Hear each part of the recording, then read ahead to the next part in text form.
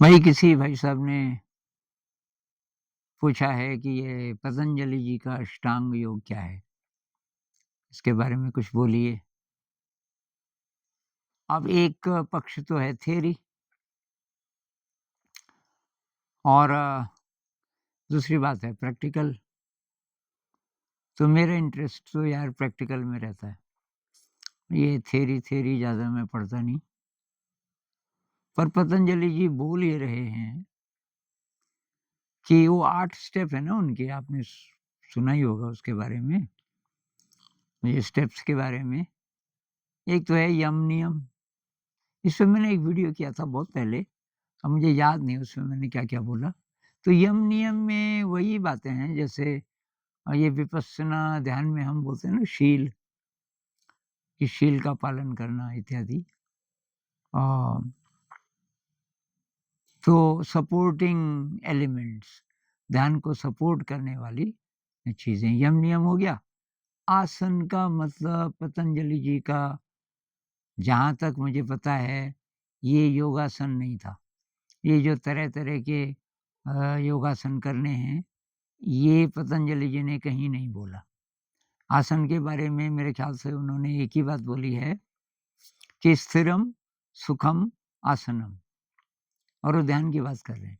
ध्यान के लिए आप बैठोगे कैसे? तो स्थिरम सुखम आसनम, ऐसा आसन हो आपका कि आप स्थिर रह सकें, हिले-डुले नहीं। मतलब आरामदायक होगा तभी हिलेंगे-डुलेंगे नहीं ना। तो सुखम, सुखम का मतलब कि आप कंफर्टेबली और लंबे समय तक और स्थिरता से बैठ सकें। तो बस यही वो बोल रहे हैं। तो फिर ये दूसरे आसन कहाँ से आए? इसको हठ योग बोलते हैं। ये अच्छी एक्सरसाइज़ है, जितने भी आसन हैं शरीर के लिए अच्छा है, लेकिन ध्यान के लिए इनकी ज़रूरत नहीं है, शरीर को है।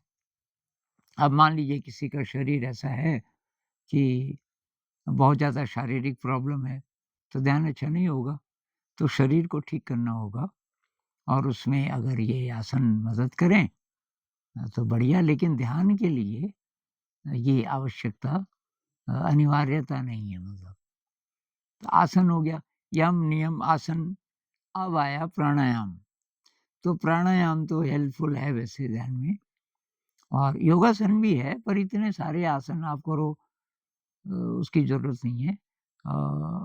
किसी को करना ही हो 2-4 आसन तो कर लो, शौक है तो ज़रूर कीजिए। और अगर आसन आप इस तरीके से कर सकें कि उसके साथ अवेयरनेस हो पूरी, पूरा ध्यान भी हो, तब तो वो भी यूज़फुल है। ये हठ योग के जो जितने भी आसन हैं, वो माइंडफुली किए जाएँ, तो तब शारीरिक व्यायाम भी हो रहा है और ध्यान भी हो रहा है। अगर ऐसी अप्रोच हो, तब वो भी ठीक है, पर पतंजलि जी कुछ और बोल रहे हैं कि ध्यान के लिए कैसे बैठें आप। तो पता कीजिए पालथी मार के अ, कैसे बैठेंगे पद्मासन में, अर्ध पद्मासन में, सुखासन में वगैरह। एक आसन अपना पता कीजिए। जैसे पैर के ऊपर पैर अगर है, टाँग के ऊपर टाँग, तो नीचे वाली सो जाती है बहुत लोगों की, तो आप दूसरे ढंग से बैठ सकते हैं।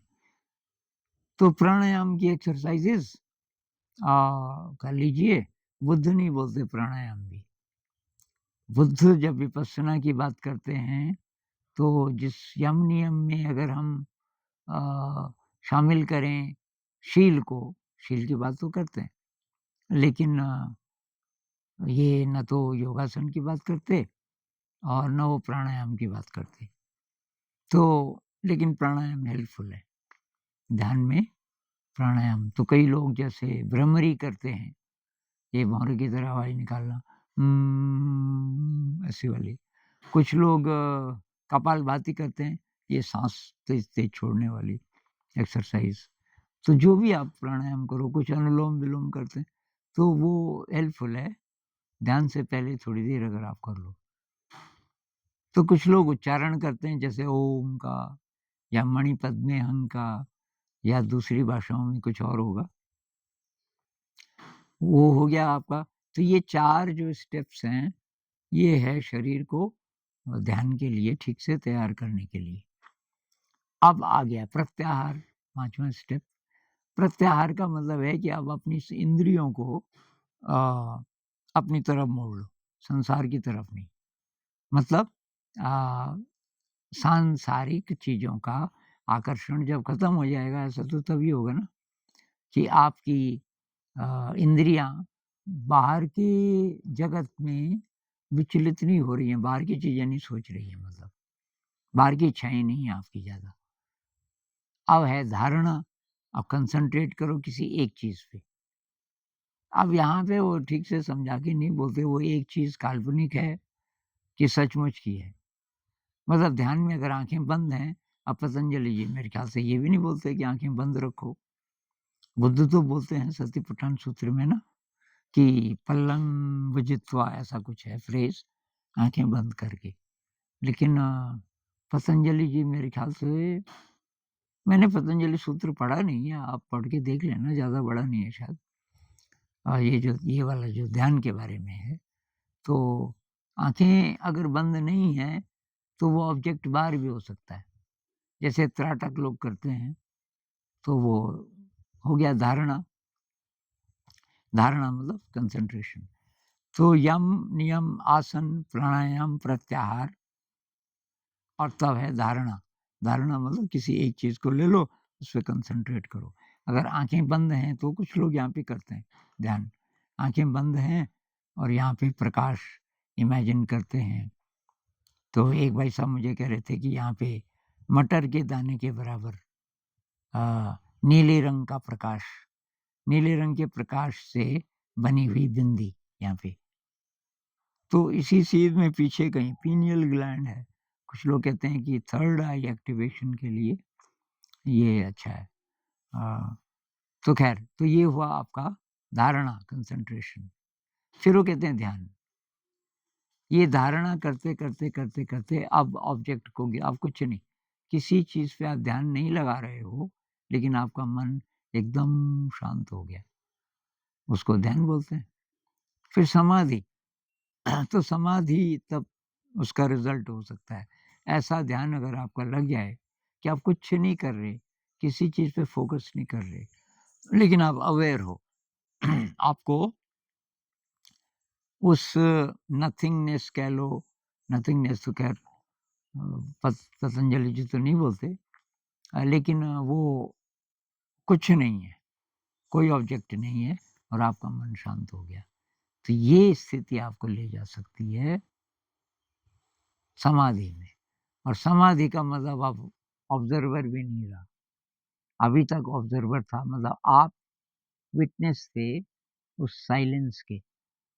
मन में जो साइलेंस हुआ, आप उसके प्रति बोधपूर्ण हैं, अवेयर हैं। लेकिन समाधि में वो भी खत्म, आप बचे ही नहीं। केवल वही है, आप नहीं है, ऑब्जर्वर कहीं नहीं है। तो ये बहुत एडवांस्ड चीज़ है और इसकी कंडीशंस शुरू में वो बोलते हैं, भई 2 कंडीशंस हैं। एक तो आपकी मन की स्थिति ऐसी होनी चाहिए कि आप आनंद में हैं। आनंद मतलब सैटिस्फैक्शन है आपको। किसी प्रकार की अ डिज़ायर नहीं है। आप एकदम सैटिस्फाइड हैं। दूसरी बात, परमात्मा पे आपका पूरा विश्वास है, 100%। ये 2 चीज़ें अगर हो जाएँ ज़िंदगी में, तो फिर तो बहुत सारे लोगों को कुछ भी करने की ज़रूरत नहीं है। ध्यान भी करने की ज़रूरत नहीं है अगर ये स्टेट पहले से है। एक तो आप सैटिस्फाइड हैं, संतुष्ट हैं, कोई डिज़ायर नहीं है, कोई सांसारिक डिज़ायर नहीं है, एक। और दूसरी बात वो कह रहे हैं कि अ, सांसारिक डिज़ायर नहीं है एक, और दूसरी बात तो कह रहे हैं पूरा विश्वास, परमात्मा पे पूरा विश्वास। तो पतंजलि जी का जो अष्टांग योग है उसमें और जो विपस्सना है बुद्ध का, उसमें बहुत बड़ा फ़र्क है। बुद्ध ने बहुत सिम्प्लीफाई करके बोला है और ऐसी कंडीशंस नहीं रखी कि आप पहले से संतुष्ट हो और सैटिस्फाइड हो। और परमात्मा तो बोलते ही नहीं कि ईश्वर पे आपका पूरा विश्वास है, ये सब तो बोलते ही नहीं है, क्योंकि अ, ईश्वर तो बोलते ही नहीं ना। तो अब ये 2 चीज़ें मुश्किल भी हैं कि ये पहले से हैं जी, तब आप ध्यान कर सकते हो। बुद्ध कहते हैं आप कैसे भी हो, कहीं भी हो, आप ध्यान कर सकते हो। दूसरी बात, पतंजलि जी ये नहीं कहते कि भई ये ऐसा लगता है कि ये बैठ के ध्यान की बात हो रही है, लेकिन चलते-फिरते हर समय इसकी कोई गाइडेंस ख़ास पतंजलि जी देते नहीं। लेकिन बुद्ध ये सारी बातें भी बोलते हैं। ये सतिपट्ठान सूत्र में कि शरीर आपका लेटा है, शरीर आपका खड़ा है, चल रहा है, बैठा है, आप कुछ काम कर रहे हो, हर स्थिति में चीवरधारियते असंप जानकारी होती, वस्त्र वगैरह पहनते हुए आपको अच्छी तरीके से पता चल रहा है, आलोकिते विलोकिते संप जानकारी होती कि आप सीधे देख रहे हो कि तिरछे देख रहे हो, आपको अच्छी तरीके से पता है। जितनी भी एक्शंस हैं उनका वो उनका उदाहरण लेते हुए ये कह रहे हैं कि भई कैसे आप ज़िंदगी में अवेयर रह सकते हैं। तो अ, मेरे ख़्याल से सतिपट्ठान सूत्र हमारे बहुत ज़्यादा अ, काम का है और विपश्यना से हम शुरू कर सकते हैं। अगर आपकी ऐसी स्टेट है कि बहुत ज़्यादा पहले से संतुष्ट हैं और पूरा विश्वास है परमात्मा पे, अल्लाह पे, जो भी बड़ी शक्ति आप जिसको भी मानते हो, पूरा विश्वास है, तब आप ये ट्राई कर सकते हो किसी एक ऑब्जेक्ट पे कंसंट्रेट, नहीं तो ये डेंजरस है। तो मतलब ये यहाँ पे जो ध्यान लगाते हैं थर्ड आई, किसी-किसी को तो डाइजेस्ट हो जाती है वो एनर्जी, इससे कि बहुत एनर्जी रिलीज़ होती है, कई लोग सँभाल नहीं पाते। कुछ मेरे पास भी आए, जो सँभाल नहीं पाए कि अब हम क्या करें? मैंने उनको यही सलाह दी, आप शरीर पे फ़ोकस करो, विपस्सना मेडिटेशन में जो होता है।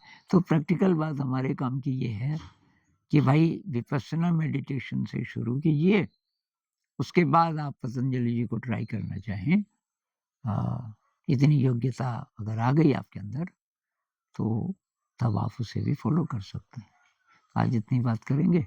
नमस्कार।